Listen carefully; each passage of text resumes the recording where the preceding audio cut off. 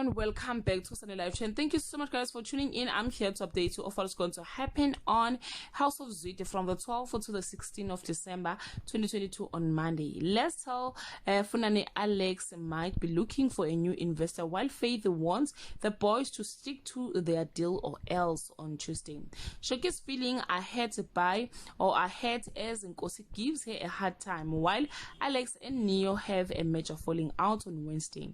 Faith makes a pitch to a new potential client. Meanwhile, Mampop races to spill the beans about Shoki and Nkosi on Thursday. Shoki blames herself for Funani and Nkosi's fallout, while Faith tries to prove she's a good person on Friday.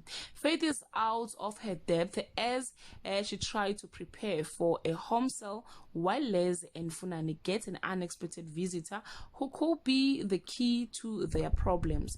Well, guys, this is all I have for today. You can leave your comment below and share your opinion. Bye.